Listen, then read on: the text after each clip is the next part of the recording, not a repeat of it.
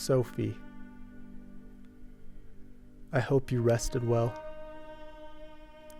I'm sorry I didn't come to bed last night. I couldn't sleep. I was thinking about my dad. You know how I get this time of year now. I was restless. I had to get out, clear my head. I'm going out east to the Pawnees. When I was a kid, before Mom and Dad split up and we sold the farm, we'd go out there and ride horses, just me and him. You know how much I had left to tell him. I'll be back in a few days. I'm sorry I didn't wake you. Thank you for understanding. I love you.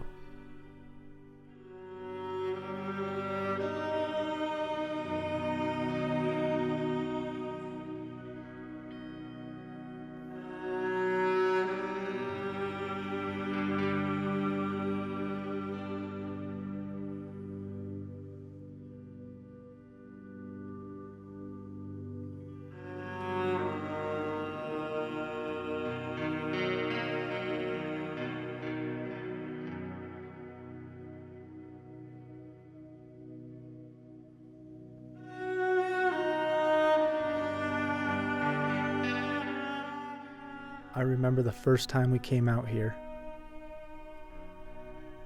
It reminded me of those cowboy films you showed me. I remember a long ride, and we dismounted to give the horses a break when we saw that rattlesnake. At first we couldn't see it. It just looked part of the ground. No matter how hard I tried to get a closer look, you smiled and said, "Let him be, son."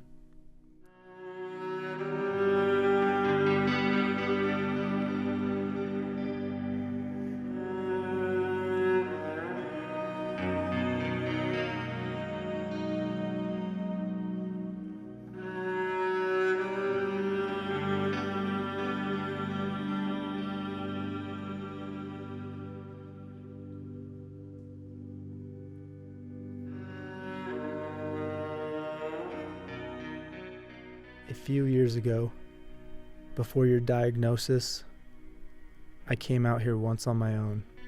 I was way off trail, and I was the only one out here. I was making my way when I heard a pissed off rattling and my blood went cold. He couldn't have been more than 6 feet away. A few more steps and I would have been done. Until then, I was enjoying my time out here. But after that, I walked all the way back to my camp, eyes fixed on the ground. I was afraid, wary for the next that could be lying in wait somewhere in the bushes.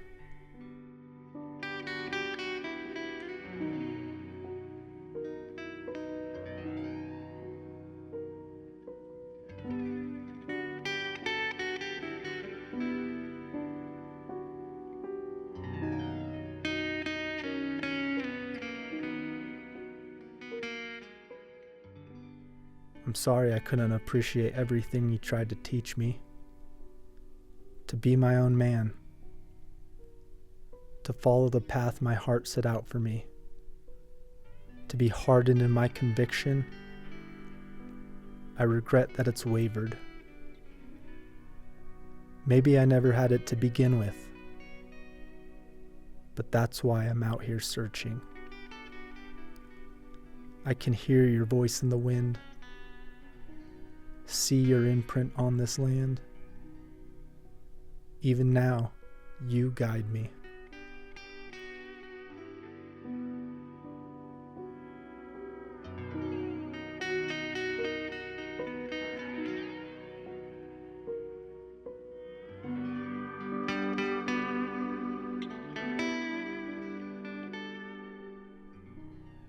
Around a fire that night,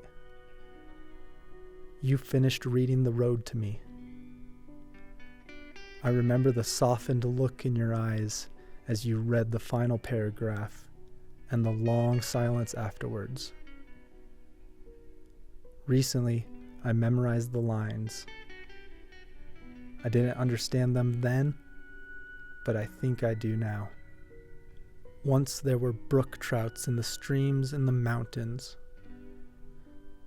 You could see them standing in the amber current where the white edges of their fins wimpled softly in the flow. They smelled of moss in your hand, polished and muscular and torsional. On their backs were vermiculate patterns that were maps of the world in its becoming. Maps and mazes of a thing which could not be put back, not be made right again. In the deep glens where they lived, all things were older than man, and they hummed of mystery.